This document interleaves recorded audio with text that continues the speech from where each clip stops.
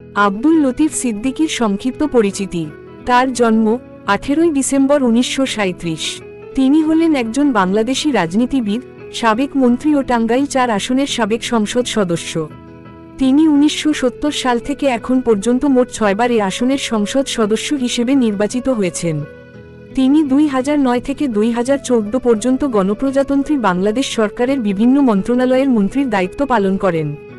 এছাড়া তিনি বাংলাদেশ আওয়ামী লীগের সভাপতিমণ্ডলী সদস্য হিসেবেও দায়িত্ব পালন করেছেন। আব্দুল লতিফ সিদ্দিকী টাঙ্গাইল 4 আসন থেকে 6 বার সংসদ সদস্য নির্বাচিত হন। প্রথম 1970, দ্বিতীয় 1973, তৃতীয় 1996 সালে এবং চতুর্থ 2009 সালে ও পঞ্চম 2014 সালে। তিনি 1 সেপ্টেম্বর 2015 সালে সংসদ সদস্য পদ থেকে পদত্যাগ করেন।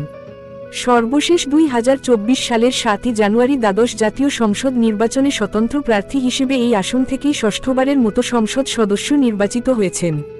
তিনি 2009 থেকে 2013 সাল পর্যন্ত বাংলাদেশ সরকারের পাট ও বস্ত্র মন্ত্রণালয়ের মন্ত্রী ছিলেন। 2014 সালের জানুয়ারিতে আব্দুল লতিফ সিদ্দিকী 10ম মন্ত্রিসভার ডাক, টেলিযোগাযোগ ও তথ্য প্রযুক্তি মন্ত্রণালয়ের দায়িত্ব পান। 30 সেপ্টেম্বর 2014 সালে তিনি মুসলমানদের অন্যতম ধর্মীয় ভিত্তি হজ সম্পর্কে বিতর্কিত মন্তব্য করেন। ফলে ইসলামপন্থীদের আন্দোলনের মুখে পদত্যাগ করতে বাধ্য হন। 7 জানুয়ারি 2024 সালে তিনি দ্বাদশ জাতীয় সংসদ নির্বাচনে স্বতন্ত্র প্রার্থী হয়ে টাঙ্গাইল 4 আসন থেকে সংসদ সদস্য পদে নির্বাচিত হন। 2024 সালে অসহযোগ আন্দোলনের পর রাষ্ট্রপতি মোহাম্মদ শাহাবুদ্দিন জাতীয় সংসদ বিলুপ্ত করলে তিনি সংসদ সদস্য পদ হারান।